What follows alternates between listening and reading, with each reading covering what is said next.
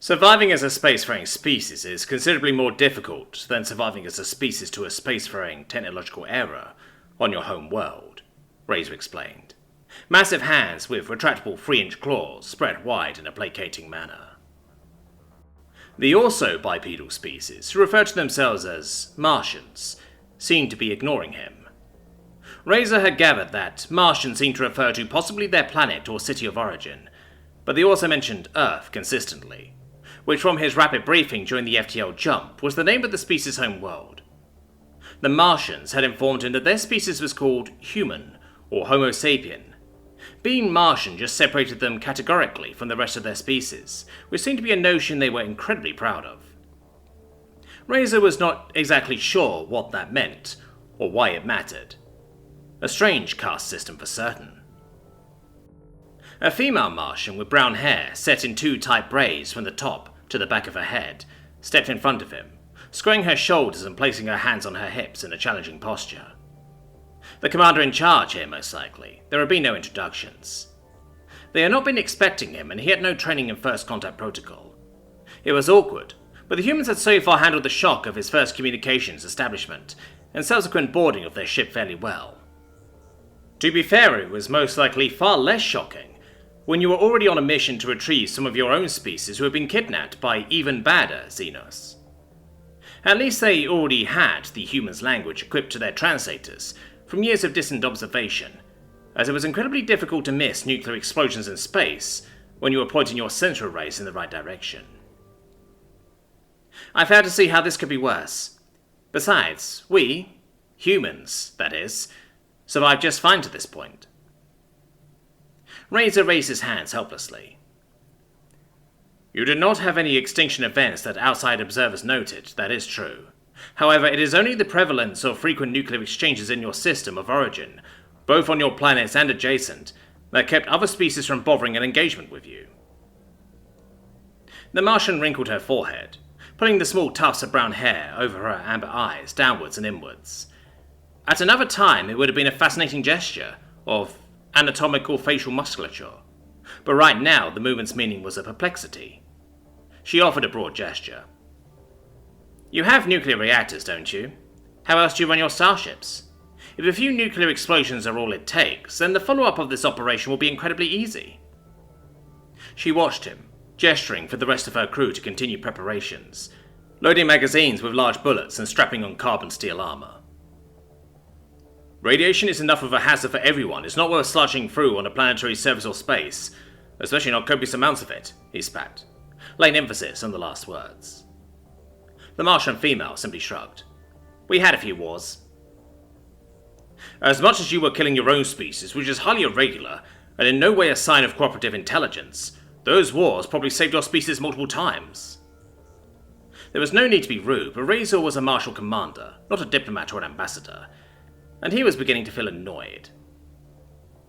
The Martian female pointedly ignored his insult, and began to strap on her own suit of heavy carbon steel body armor. Razor suddenly straightened up to his full height, in his mounting frustration. He rang his carapace-topped head against the ceiling, which just added to his influx of irritation. Damn these Martians and their small stature, small ships and smaller brains. He was no ambassador. On a first contact protocol too? The only reason he'd been sent here was to prevent these humans from committing suicide as a species, by hurling themselves at the Hypsos just to retrieve 3 other humans the Hypsos had kidnapped. In fact, it was purely ridiculous. The Colaxic representatives had contacted him for immediate transport to intercept the human vessel en route to Hypnos planetary space, as scans were indicating the humans were preparing for a hostile encounter with a foe they had no knowledge of whatsoever. The Hypsos routinely kidnapped unwary individuals, and typically performed horrific experiments on them. That was nothing new. But this response certainly was. The theory was that the humans might listen to a martial commander with previous experience doing combat with the Hypsos. Might was a stretch, apparently. Look, he finally said. What I'm trying to say is not everyone in space is friendly nor peaceful. The Martian female rolled her eyeballs, for once an understandable gesture, and turned to retrieve her weapon. No shit, she said. The translator device planted in his cranium put that one through unmistakably, but that seemed concerningly random. What did the lack of feces have to... Never mind. If a diplomatic attempt at a crash course in galactic first contact situations that typically went poorly for the new species was not working, then he would have to be blunt. He let out a sigh. Okay.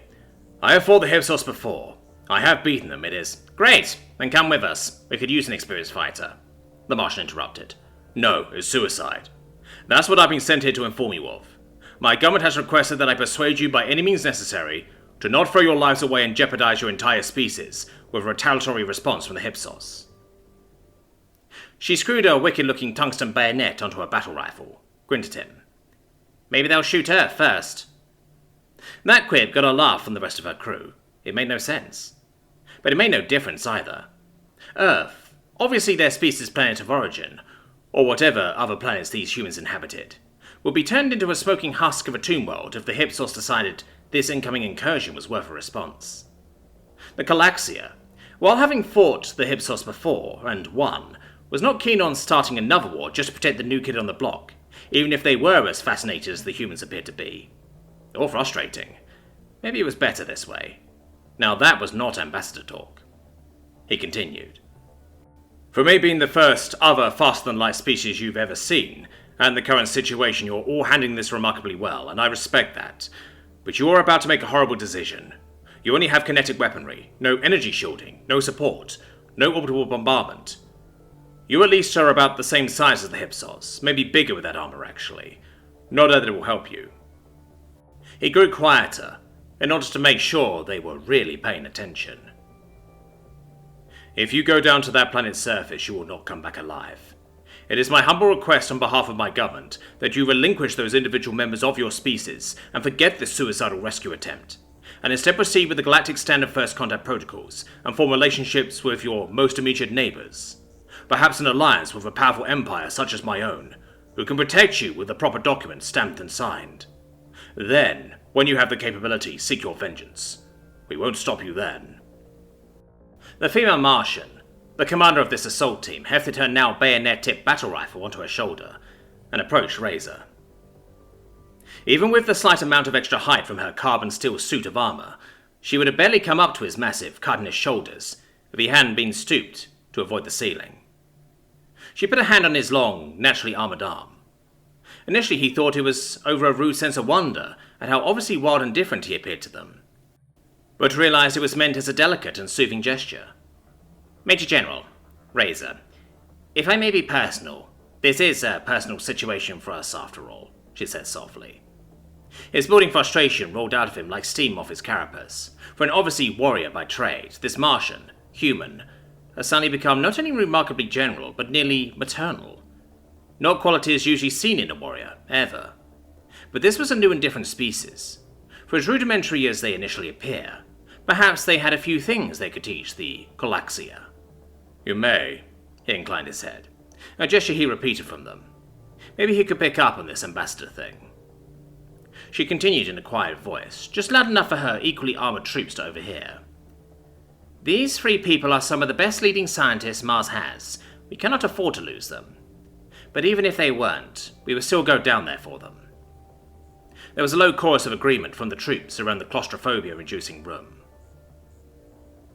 Razor matched her volume level, partially from not knowing where this new term, Mars, came into the equation, when they had just mentioned Earth as a planet moments ago, and partially from trying to match her low intensity. You could very easily obtain technology as well as teaching, training, and much more from us. They are expendable. There is no need to risk yourselves and your species in such a, forgive me for saying, reckless and stupid fashion. Razor, I thank you and your government on behalf of Mars for your kind offer and for your advice. But who would we be if we willingly gave up our own without even trying to save them? He did not know what she meant. They'd be smart at least, for one. He would have said so, but she did not give him time to interject. I have my orders, and it is to bring those who have been unjustly stolen from us and their families. Under government and under God, I will accomplish that mission. They are Martians, and that makes this a personal matter, in which case I owe it to their families as well as their people. No matter what it takes. If I have to, I will bring all the guns of heaven and leap into the fires of hell, if it means bringing our own home back, so help me God. And with that she swept away from him, signaling her troops to fall in as they headed for the drop-pod bay. Razor did not know what half of that meant. God, heaven, hell, Mars. Places from their home world called Earth, no doubt. He turned after her. "At least tell me your name, Commander," he called, "so I may report back to my superiors and tell of your—" He was about to say stupidity, but caught himself at the last moment. Bravery. "I can make no guarantees, but perhaps your attitude will actually manage to curry you a little favor with my people." She stopped, turned, met his eyes once more. "That's Captain. Captain Bailey Cloverfield of the Martian Naval Marines. But you, my friend Razor, I am Bailey. Godspeed." "You have my begrudging respect, Captain Bailey," Razor called after her, but she was already gone. As he turned to stalk back to his docked landing craft, Razor felt a small well of darkness. How cruel was it that he had just met this new species? A fascinating new species with a logical, wild and strange concept such as self-sacrifice, so ingrained into their culture that they would hurl themselves into the killing jaws of the hipsos just for 3 measly scientists. So stupid, so brave, so admirable, and yet the entire species would likely be extinct by next year.